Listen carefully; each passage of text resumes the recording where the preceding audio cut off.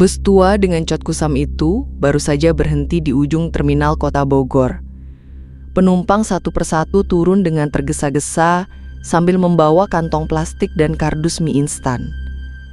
Namun di kursi paling belakang, seorang pria tua masih terlelap dalam tidur. Keringat membasahi wajahnya yang dipenuhi keriput. Namanya Hendra, dan usianya 70 tahun. Tubuhnya kurus dan tampak sangat kelelahan. Sopir yang merasa penasaran mulai menghampiri dan mencoba membangunkannya. Setelah beberapa sentuhan, Hendra membuka mata dengan pandangan bingung. Dia tidak tahu sedang berada di mana. Wajahnya linglung, seperti orang yang baru saja terbangun dari mimpi buruk. Kepalanya terasa berat dan tubuhnya sangat lemas. Dia menatap keluar jendela, lalu perlahan turun dari bus dengan langkah gontai. Tidak ada yang menunggunya di terminal. Tak ada koper dan tujuan. Ia hanya membawa tas kecil berisi pakaian lusuh dan sebotol air yang sudah kosong. Beberapa petugas terminal sempat memperhatikannya, tapi tidak ada yang benar-benar peduli. Hendra berjalan pelan ke arah bangku kosong, lalu duduk sambil menatap lantai. Tak satu pun orang yang dia kenal di tempat itu. Ia mencoba mengingat, namun pikirannya terus tertutup kabut tebal. Yang dia ingat hanya suara keras dari anaknya, lalu pintu rumah ditutup rapat di hadapannya. Sejak hari itu, dia tidak lagi pulang ke rumah. Ia merasa dirinya memang sudah tidak dibutuhkan lagi. Lalu kini, entah bagaimana, dia sampai di kota ini sendirian. Lapar mulai menghampiri. Perutnya berbunyi, namun tak ada makanan. Hendra hanya bisa menunduk dan berharap waktu berlalu dengan cepat. Hingga langkah kecil berhenti tepat di depannya. Seorang anak membawa gitar mainan dan topi butut berdiri sambil menatapnya. Anak itu bernama Rudy, dan usianya baru 12 tahun. Tubuhnya kecil, tapi matanya tajam memperhatikan orang tua yang tampak putus asa itu. Tanpa banyak bicara, Rudy duduk di sebelah Hendra dan membuka kantong plastik berisi nasi bungkus. Rudy menyerahkan satu bungkus nasi pada Hendra dengan senyum kecil. Hendra sempat menolak, tapi anak itu hanya menyuruhnya makan. Dengan tangan gemetar, Hendra menerima dan memakannya perlahan. Air matanya jatuh tanpa suara. Rasa haru dan syukur membanjiri hatinya. Sejak saat itu, keduanya mulai akrab. Rudy mengajak Hendra ikut tinggal di rumah kecil yang terbuat dari triplek dan kardus di dekat terminal. Rumah itu sangat sederhana, hanya satu kamar dan dapur seadanya. Namun tempat itu terasa hangat karena ada Rudy. Setiap pagi, Rudy mengamen di sekitar terminal. Sementara Hendra mulai mencari cara agar bisa bekerja. Dia tidak ingin hanya bergantung pada bocah kecil itu. Suatu pagi, ia meminta izin kepada petugas untuk membantu menyapu terminal. Petugas awalnya ragu, namun akhirnya mengizinkan dengan bayaran seadanya. Meski bayaran tidak seberapa, Hendra menerimanya dengan ikhlas. Dia membersihkan sampah, menyapu jalanan, dan kadang membantu pedagang menata barang. Setiap sore, Rudy akan datang menjemputnya dan mereka pulang bersama. Hidup mereka sangat sederhana, tapi Hendra merasa bahagia. Dia merasa seperti memiliki cucu, seseorang yang perlu dia jaga. Di malam hari, mereka akan makan bersama di lantai dan berbagi cerita sederhana. Walau tidak banyak bicara, Rudy sering menggambar di tembok rumah tentang dirinya dan Hendra. Gambarnya jelek, tapi penuh arti bagi Hendra. Dalam hati, Hendra berjanji akan merawat Rudy sebaik mungkin. Terminal Bogor yang dulu terasa asing, kini menjadi tempat yang berarti bagi Hendra. Dia mengenal para pedagang, petugas parkir, hingga tukang ojek. Namun dari semua itu, Sosok kecil bernama Rudy adalah alasan dia tetap bertahan hidup. Hendra tidak tahu berapa lama dia akan kuat bekerja. Tapi dia tidak ingin menyerah dan dia tidak ingin menjadi beban bagi Rudy. Karena bagi Hendra, selama masih bisa bergerak, maka dia masih bisa berguna. Tapi takdir manusia tidak selalu berjalan sesuai keinginan. Dan di balik kehangatan sederhana itu, ada petaka yang diam-diam sedang mendekat. Hari itu suasana terminal tampak lebih ramai dari biasanya. Cuaca cerah membuat banyak orang memilih untuk berpergian. Hendra seperti biasa sedang menyapu di area parkir. Di tangannya tergenggam sapu lidi dan topi lusuh bertengger di kepala. Keringat mengalir di wajahnya, tapi senyumnya tetap mengiringi setiap langkah kakinya. Sementara di sudut lain, Rudy tampak sedang bernyanyi sambil memetik gitar mainan. Suara anak kecil itu tidak merdu, tapi cukup menghibur bagi beberapa penumpang yang menunggu bus. Ada yang memberinya uang receh, ada juga yang hanya tersenyum. Rudy tak pernah memaksa, dia selalu sopan meski masih kecil. Namun hari itu ada hal ganjil yang tak bisa dijelaskan. Seorang anak kecil melintas dengan cepat di depan Rudy. Rudy spontan mengejarnya, takut anak itu berlari menuju bus yang sedang berjalan. Langkah kecilnya membawanya ke sisi jalan keluar terminal. Tanpa sadar, ia sudah terlalu dekat dengan lintasan kendaraan. Sebuah motor melaju kencang dari arah kiri dan tak sempat menghindar. Tiba-tiba suara benturan keras terdengar membuat orang-orang menoleh. Hendra yang sedang menyapu terdiam, lalu berlari menuju sumber suara. Tubuh kecil Rudy tergeletak di pinggir jalan dengan berlumuran cairan merah kental. Gitar mainannya terlempar ke selokan dan hancur berkeping-keping. Orang-orang mulai berkumpul, sebagian menjerit, sebagian lainnya langsung mencari pertolongan. Hendra duduk di samping tubuh Rudy. Matanya basah melihat cairan merah mengalir dari kepala anak itu. Dia tidak teriak, tidak panik, hanya memeluk tubuh kecil itu erat-erat dengan tubuh gemetar. Seorang tukang ojek menawarkan bantuan dan bersama mereka membawa Rudy ke rumah sakit terdekat. Di ruang IGD, Rudy segera ditangani tim medis. Namun kondisi kepalanya cukup parah karena benturan keras. Dokter menjelaskan bahwa Rudy perlu segera dioperasi untuk menghentikan pendarahan di otak. Biayanya mencapai 45 juta rupiah, jumlah yang tak bisa dijangkau oleh Hendra. Hendra hanya bisa terdiam di lorong rumah sakit sambil memandangi lantai. Dari sakunya dia mengeluarkan semua uang yang dimiliki, tak lebih dari 500.000 rupiah. Itu hasil kerja kerasnya menyapu jalan selama 2 bulan terakhir. Tangan dan bibirnya bergetar menyebut nama Rudy dalam doa lirih. Dalam hatinya, Hendra memohon agar anak itu diselamatkan, meski nyawanya sendiri sebagai gantinya. Beberapa jam kemudian, dokter menyampaikan bahwa Rudy masih bisa bertahan selama beberapa hari ke depan. Namun jika tak segera dioperasi, kondisinya bisa memburuk dan nyawanya terancam. Hendra tidak tinggal diam. Dia mulai mendatangi para pedagang terminal satu persatu. Dengan tubuh lemah, ia memohon bantuan dan menceritakan kondisi Rudy. Beberapa pedagang yang kenal baik dengan Hendra ikut prihatin dan membantu semampu mereka.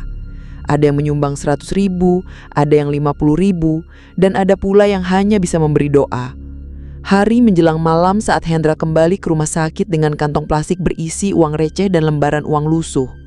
Setelah dihitung ulang, total uang yang terkumpul mencapai 4 juta rupiah. Jumlah itu masih sangat jauh dari biaya operasi. Namun itu adalah seluruh tenaga, harapan, dan perjuangan yang bisa Hendra lakukan.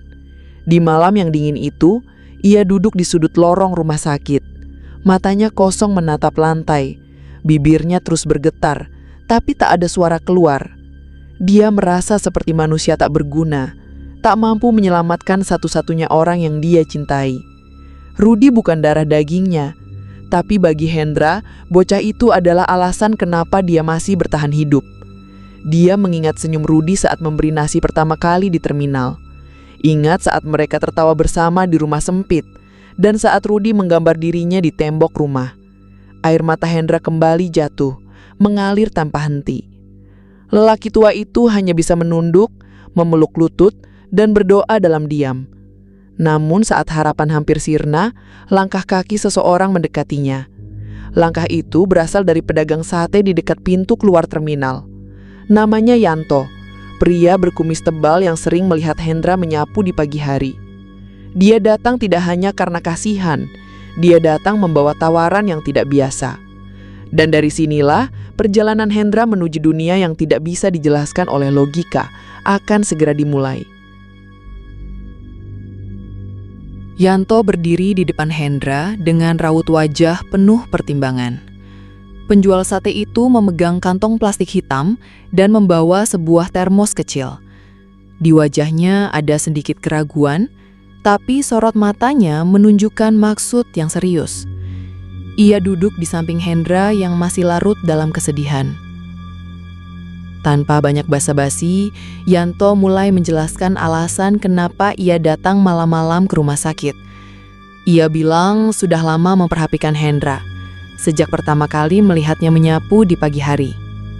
Yanto tahu Hendra adalah orang yang baik. Dia rajin, tidak banyak bicara, dan selalu bersikap sopan pada siapapun. Maka saat mendengar kabar bahwa anak kecil yang selalu bersamanya kini terbaring kritis, Yanto merasa perlu melakukan sesuatu.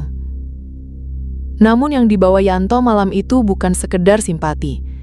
Dia membawa tawaran. Sebuah jalan pintas yang tidak semua orang sanggup jalani. Yanto mengatakan bahwa dia punya cara mendapatkan uang dalam jumlah besar dalam waktu semalam. Caranya bukan mencuri, bukan juga menipu. Tapi jalan yang ditawarkan tidak bisa disebut wajar. Yanto menyebutnya sebagai pesugihan. Namun bukan pesugihan biasa seperti yang orang bayangkan. Yanto tidak menyuruh Hendra bertapa atau memberi tumbal. Ia hanya meminta Hendra untuk berjualan sate. Namun satenya bukan dari daging kambing atau sapi. Sate ini berbahan dasar daging bulus, hewan yang mirip kura-kura tapi hidup di lumpur. Konon, daging bulus punya aroma dan energi yang mampu menarik makhluk dari dunia lain. Yanto berkata bahwa dirinya pernah melakukan hal serupa ketika istrinya sakit parah. Dia menjual sate bulus bukan kepada manusia, tapi kepada makhluk gaib. Hendra awalnya tidak percaya, tapi cerita Yanto terlalu rinci untuk dikarang.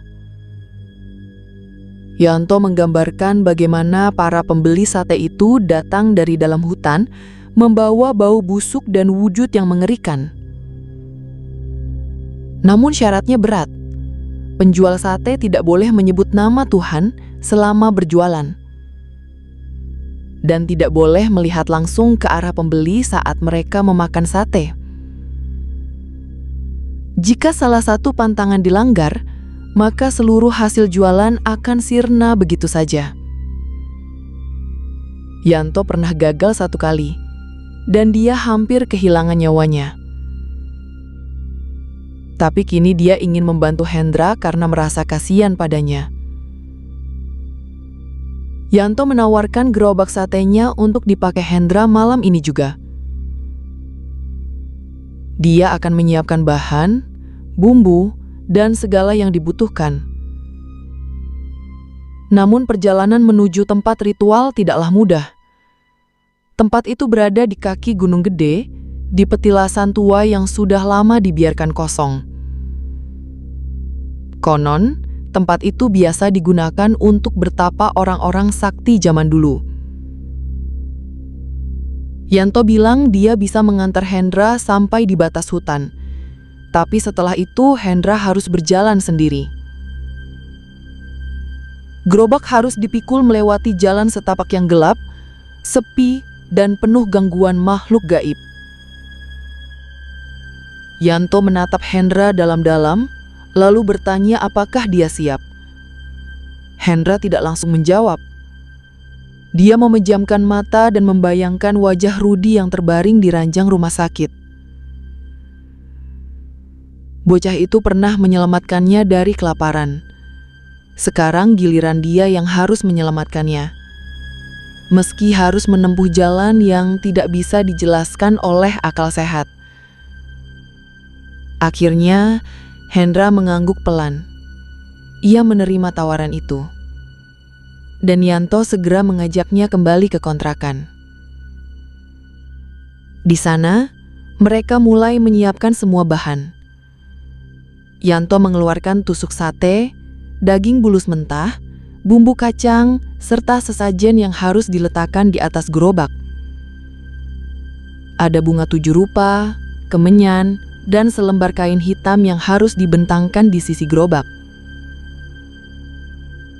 Yanto juga memberi 1 botol air yang katanya sudah didoakan oleh seseorang dari desa. Air itu harus dipercikkan ke tanah sebelum mulai membakar sate. Setelah semuanya siap, mereka mulai memikul gerobak keluar dari gang. Hendra mengenakan jaket lusuh dan topi lamanya. Angin malam berhembus dingin, tapi tekad di dalam hatinya membuat langkahnya tetap kuat. Sepanjang jalan mereka tidak banyak bicara. Mereka berjalan melewati gang sempit, jembatan kecil, dan sebuah kebun kosong. Yanto berhenti di sebuah jalan buntu yang ujungnya adalah semak-semak belukar. Di balik semak itu ada jalan setapak yang menurun tajam ke arah hutan. Yanto berhenti di sana, lalu berkata bahwa dirinya tidak bisa ikut lebih jauh. Dia hanya memberi petunjuk arah dan pesan terakhir. Jika Hendra merasa takut di tengah jalan, jangan berpikir untuk mundur. Jika ada suara memanggil dari belakang, jangan pernah menoleh. Dan yang paling penting, jangan sekalipun menyebut nama Tuhan sebelum semuanya selesai. Yanto menepuk bahu Hendra dengan pelan, lalu mundur perlahan. Hendra mengangguk dan mulai memikul gerobaknya seorang diri. Langkahnya berat, tapi pikirannya hanya tertuju pada kondisi Rudi. Malam itu perlahan berubah menjadi kelam. Saat Hendra mulai menyusuri jalan kecil yang mengarah ke kaki Gunung Gede.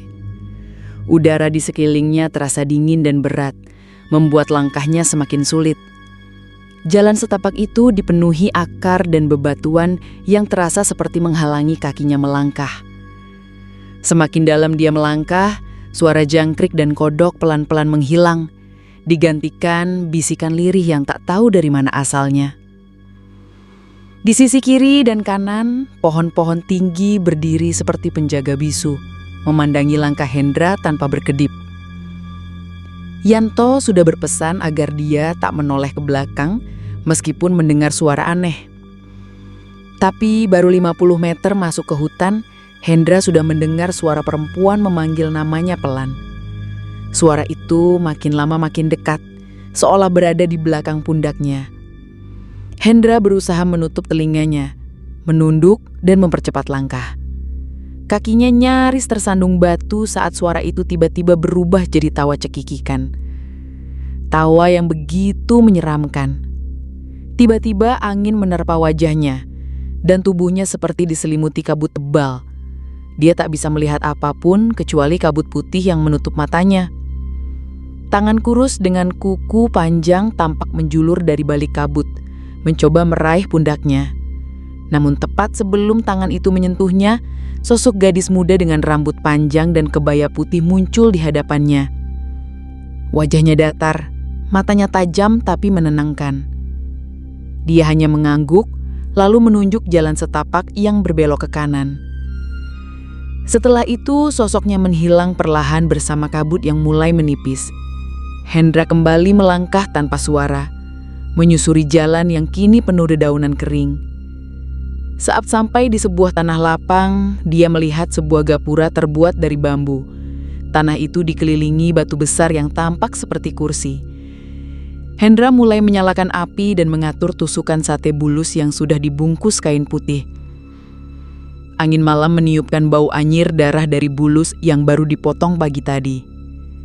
Perlahan-lahan, satu persatu makhluk halus berdatangan dari balik pepohonan.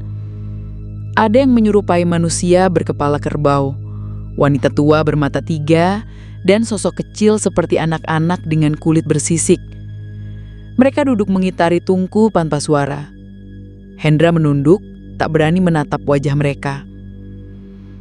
Dia membakar sate satu persatu, sambil dalam hati membaca mantra seperti yang diajarkan Yanto. Setelah sate matang, dia meletakkannya di atas daun pisang. Makhluk-makhluk itu mengambil satu persatu, lalu menghilang begitu saja. Di tanah tempat mereka duduk, muncul lembaran uang yang tak terbakar meski diletakkan di dekat api. Hendra mengumpulkannya, lalu mengulang proses membakar sate. Semua berjalan lancar, sampai pada giliran sate terakhir. Tiba-tiba seekor ular besar melingkar di dekat tungku dan menatap Hendra tajam. Tubuhnya berwarna hitam legam dan matanya merah menyala. Saat dia mengambil sate terakhir dan meletakkannya di atas piring, ular itu bergerak pelan ke arah Hendra. Dalam kondisi takut, Hendra coba berusaha tenang. Namun tangan Hendra yang gemetar nyaris menjatuhkan sate tersebut. Tanpa sadar, Hendra mengucapkan Alhamdulillah karena sate itu tidak jatuh dari piring. Begitu kalimat itu terucap dari mulutnya, tanah di sekitarnya berguncang pelan. Api di tungku langsung padam dan angin kencang berputar di sekitar Hendra. Makhluk-makhluk yang sebelumnya duduk tenang kini menatapnya tajam. Wajah mereka berubah jadi lebih menyeramkan. Salah satu dari mereka mengeluarkan suara erangan keras hingga membuat tubuh Hendra membeku. Uang yang sebelumnya dikumpulkan mulai terbakar sendiri satu persatu. Asapnya naik ke langit dan berubah jadi abu. Hendra menunduk, memohon ampun dalam hati, tapi tak berani mengucapkan apapun. Sosok gadis yang menolongnya tadi muncul lagi, berdiri di antara makhluk-makhluk itu. Dia menatap Hendra lalu berkata dengan tatapan sedih bahwa pantangan telah dilanggar. Ular hitam perlahan pergi, diikuti makhluk lainnya yang menghilang dalam kabut. Tanah lapang itu kembali sepi dan api tungku benar-benar mati. Hendra terduduk lemas, nafasnya menjadi sesak karena ritual telah gagal. Di tangannya hanya tersisa satu batang sate yang belum sempat dibakar. Dia menatap sate itu lama, lalu memasukkannya ke dalam kantong plastik. Hatinya penuh penyesalan karena tak sengaja melanggar pantangan. Langit mulai terang dan suara burung terdengar dari kejauhan. Hendra berdiri pelan, mengambil sisa alat masak, lalu berjalan pelan keluar dari hutan. Sepanjang jalan pulang terasa lebih sunyi dibandingkan sebelumnya. Hendra kembali menyusuri jalan setapak dari petilasan menuju kota. Udara dingin pagi mulai menggigit kulitnya. Matanya sembab karena tidak tidur sejak kemarin. Dia membawa kantong plastik berisi sebatang sate yang tersisa. Langkahnya lemas, tapi dia memaksa diri untuk terus berjalan. Di sepanjang jalan, bayangan makhluk gaib masih terbayang di benaknya. Wajah-wajah marah dan ular hitam yang menatapnya membuat hatinya semakin kalut. Tapi dia juga teringat pada Rudy yang sedang terbaring lemah di rumah sakit.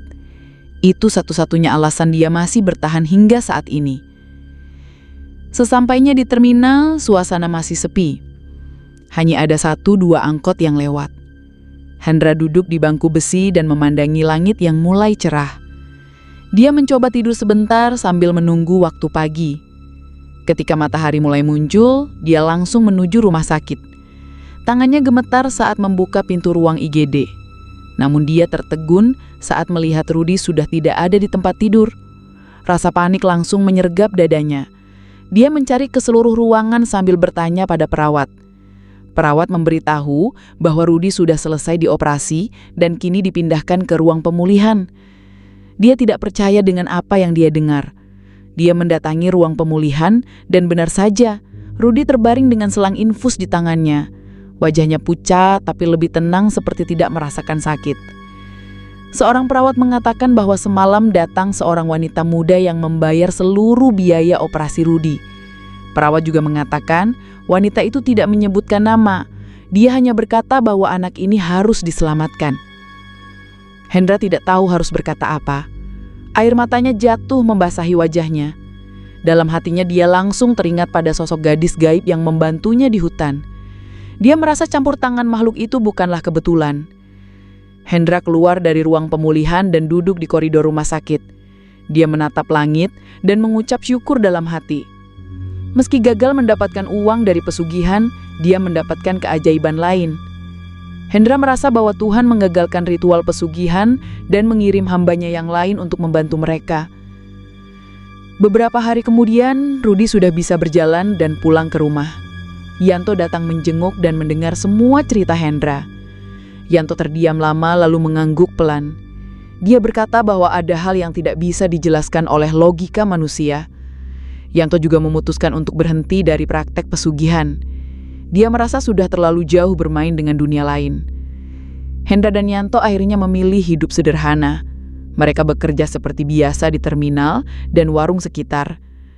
Meski uang tidak banyak, tapi hati mereka tenang. Rudi pun kembali bermain gitar kecilnya di pinggir jalan. Kini suaranya lebih ceria meski masih ada bekas luka di kepalanya. Rumah mereka kembali hidup dengan tawa kecil setiap malam. Hendra sesekali bermimpi tentang gadis gaib itu.